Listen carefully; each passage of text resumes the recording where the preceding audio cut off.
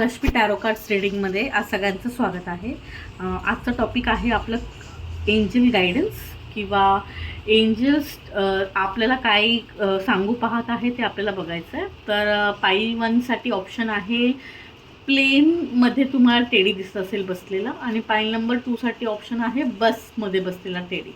तर हे दोन ऑप्शनमध्ये तुम्हाला जो पण ऑप्शन अट्रॅक्ट करत आहे तो तुम्हाला चूज करायचा आहे, aeroplane with teddy, bus with teddy. Welcome file number 1। तर ज्यांनी पण पाईल नंबर 1मध्ये एरोप्लेन विथ टेडी हे ऑप्शन चूज केलं होतं त्यांच्यात आपण एंजल गायडन्स बघणार आहोत। तर फर्स्ट कार्ड इथे आलेलं आहे द एम्प्रेसचं कार्ड। एम्प्रेसचं कार्ड हे सांगतं की खूप छान आहे हे, मे बी हे प्रेग्नन्सीचं पण कार्ड आहे। तर कोणी फिमेल्स जे कोणी बघत असतील तर त्यांना मी हे सांगेल की न्यू फॅमिली मेंबर तुम्ही वेलकम करणार आहात थोड्याच दिवसात तुमच्या लाईफमध्ये।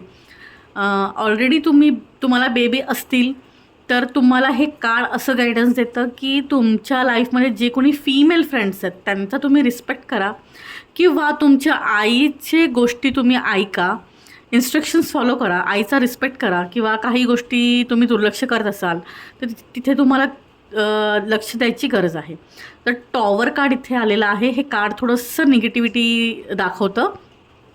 एंजल तुम्हाला ह्या वेळेस असं सांगू पाहत आहेत की आपल्या नावाचा कोणीतरी गैरवापर करून काही गोष्टी करू नये यासाठी तुम्ही सतर्क राहणं गरजेचं आहे।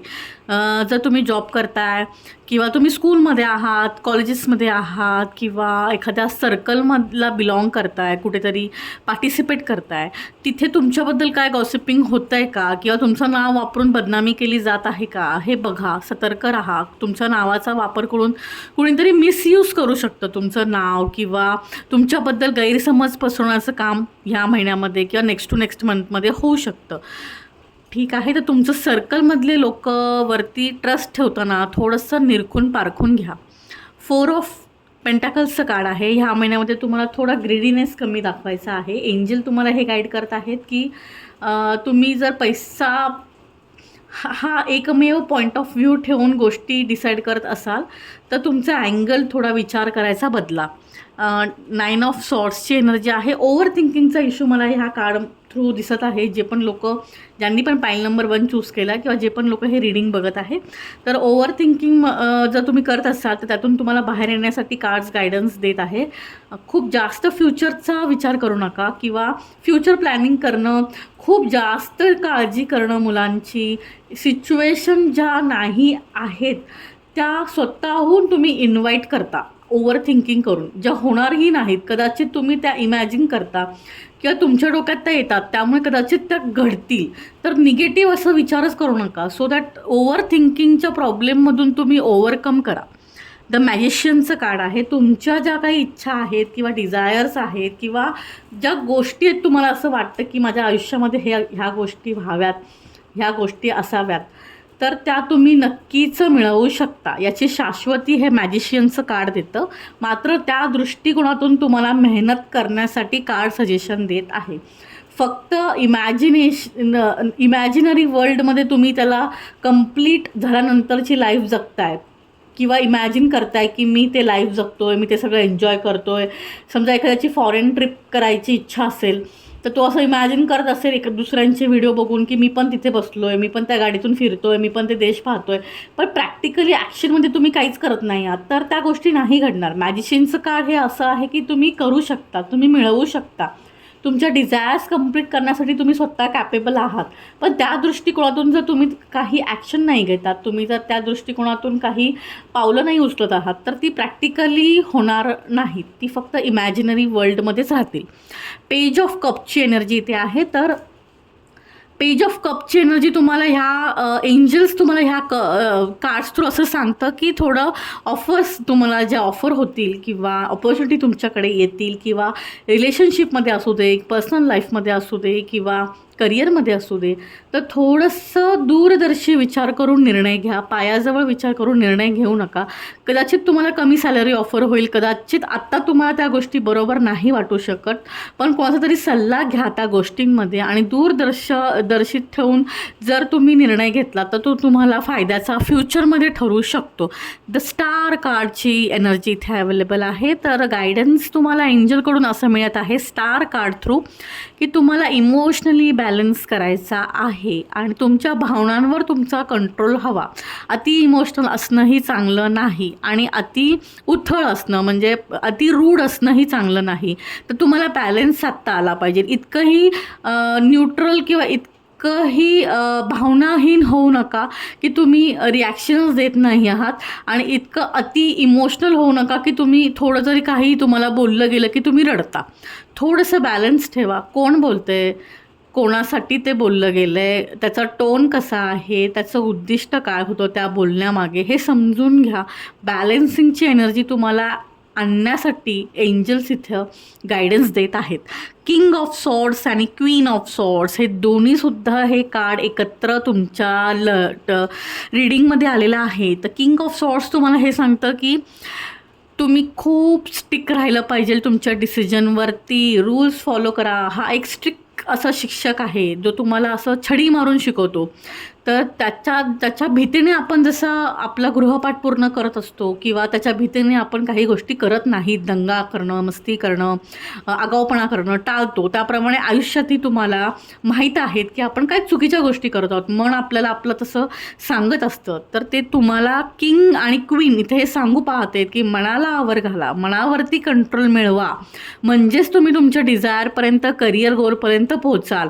तुमचं मन भटकतंय, नको त्या गोष्टींकडे वळतंय, तुम्ही जर त्याच्यामुळेच तुमच्या गोलपासून परावृत्त होताय तर मग त्याने टाईम पिरियड वाढतो. त्याच्यामुळे काय होतं, तो मिळण्याचा जो वेटिंग पिरियड आहे तो जास्त होतो. 8 ऑफ कपची एनर्जी इथे आहे. गिवअप न करण्याचं तुम्हाला कार्ड इथे 8 ऑफ कपची एनर्जी सांगत आहे.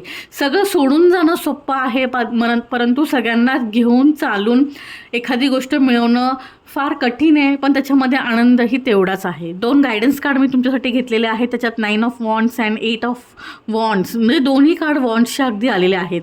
म्हणजेच ह्या कार्ड ज्यांनी चूज केले त्यांच्या खूप काही इच्छा आहेत लाईफला घेऊन, ते खूप पॉझिटिव्ह आहेत किंवा खूप काही त्यांना मिळवायचं आहे आयुष्यामध्ये. फक्त एवढंच आहे की थोडंसं त्यांना त्याच्यावरती फोकस्ड राहायचं आहे. तुम्ही डिस्ट्रॅक्शनमध्ये जास्त जात आहे. तर तुम्हाला गायडन्स 9 ऑफ वॉन्ड्स हे सांगतं की हातामध्ये जे ऑप्शन्स आहेत आधी ते चाच पडा आणि मग अदर ऑप्शन्सकडे जा.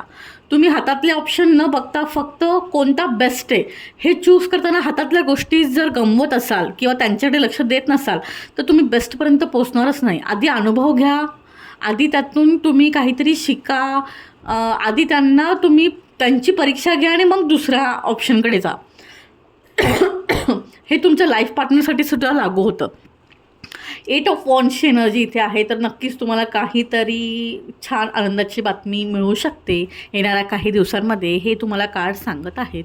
ही होती पाईल नंबर 1साठी रीडिंग. Thank you very much. Welcome file number 2. तर ज्यांनी पण टेडी बिअर विथ बस हे ऑप्शन चूज केलं होतं त्यांच्यासाठी आता आपण एंजल गायडन्स किंवा एंजल काय सांगू पाहत आहेत तुम्हाला, त्यांचे काही मेसेजेस तुमच्यापर्यंत पोहोचवण्यासाठी मी ॲज अ माध्यम म्हणून तुमच्यासमोर येत आहे.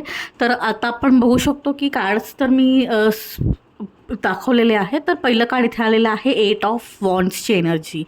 तर नक्कीच तुम्हाला काहीतरी गुड न्यूज मिळू शकते. हे कार्ड मागच्याही रीडिंगमध्ये होतं, जे गायडन्समध्ये आलं होतं हे तुम्हाला रीडिंगमध्ये आलेलं आहे. तर काहीतरी चांगली गोष्ट तुमच्यासोबत घडू शकते. तुमची एखादी इच्छापूर्ती होऊ शकते. खूप दिवसापासूनची जी इच्छा असेल ती नक्कीच पूर्ण होणार.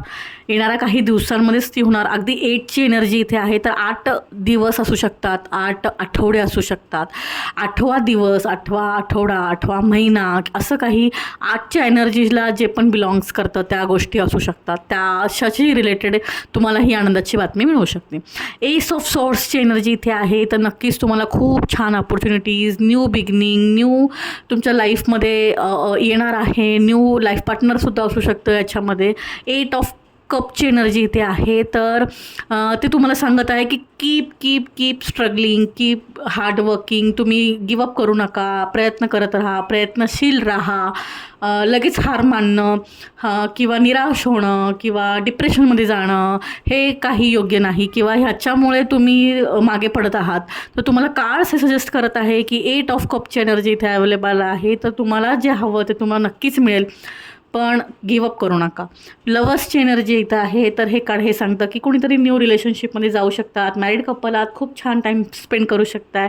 अनमॅरिड आहात तर लाईफमध्ये कोणीतरी एंटर करू शकताय. ऑलरेडी रिलेशनशिपमध्ये आहात तर क्वालिटी टाईम तुम्ही स्पेंड करू शकता एकमेकांसोबत, जो तुम्हाला लक्षात राहील, तुमच्या मेमरीमध्ये राहील. असे काही दिवस तुम्ही छान एकमेकांसोबत घालवू शकताय. अशी एखादी मेमरी तुमच्या येणाऱ्या काही दिवसांमध्ये बनू शकते. किंग ऑफ सॉर्ड्सची एनर्जी इथे आहे. अगेन हे डिस्ट्रॅक्शनपासून सावध राहण्याचं कार्ड आहे, किंवा तुमच्यासोबत तुमच्याबद्दल ज्या काही गोष्टी घडतात किंवा ज्या काही तुमचं नाव वापरून गोष्टी केल्या जातात त्याबाबत तुम्हाला सतर्क राहण्याचा संदेश हे कार्ड देत असतं. 8 ऑफ पेंटॅकल्सची एनर्जी आहे. तर हे अपग्रेड करायचं कार्ड आहे. म्हणजेच काय, तुमचं नॉलेज अपडेट करा. तुम्ही बॅचलर आहात तर मास्टर डिग्री घ्या. एखादं सॉफ्टवेअरमधलं स्किल्स तुम्ही अपडेट करू शकताय, किंवा एक्स्ट्रा नॉलेज गेन करा, एक्स्ट्रा डिग्री घ्या. एखादं स्पेशलायझेशन तुम्ही केलं असेल तर त्याच्यामधले आत्ता जे काही ट्रेंडिंगमध्ये आहे ते कोर्सेस तुम्ही जॉईन करू शकताय. तुमचं नॉलेज जितकं तुम्ही अपडेटेड ठेवाल तितकं तुम्हाला करिअरमध्ये ग्रोथ व्हायला मदत होईल. पेज ऑफ कपची एनर्जी आहे. तर अगेन मी तुम्हाला सांगेल की ऑपॉर्च्युनिटीजकडे, हातातल्या ऑपॉर्च्युनिटीजकडे लक्ष द्या. क्वीन ऑफ पेंटॅकल्स इमोशनचं कार्ड आहे. हे आपल्याकडे काय नाही आहे हे न बघता आपल्याकडे काय आहे ह्याची लिस्ट बनवा आणि त्याच्यावरती फोकस मिळवा. किती लोकांकडे त्या गोष्टी आहेत ज्या तुमच्याकडे आहेत ह्याचं कंपॅरिझन करा आणि खुश राहा. खूप लोक आहेत ज्यांना तुमच्यासारखं आयुष्य जगायचं आहे. तुमच्याकडे ज्या गोष्टी आहेत ते त्यांचं स्वप्न आहे. तर अशी स्वप्नावत जर लाईफ तुम्ही जगत आहात तर त्याच्यामध्ये तुम्हाला नाराज किंवा वीक किंवा इमोशनली वीक राहायची गरजच नाही आहे. तुम्ही स्वतःला ब्लेस समजा असं एंजल तुम्हाला सांगू पाहत आहे. पेज ऑफ सॉर्ड्सची एनर्जी इथे आहे. तर अगेन कमिटमेंट द्यायला तुम्ही घाबरताय. मग ती रिलेशनशिपमध्ये असेल, ती जॉबमध्ये असेल, ती तुमच्या टार्गेटमध्ये असेल, ती पर्सनल लाईफ, प्रोफेशनल, सगळीकडे जर तुम्ही कमिटमेंटला जर घाबरत असाल ना तर थोडंसं त्याच्यावरती काम करा. तुम्हाला का भीती वाटते त्याच्यावरती ओव्हरकम करा.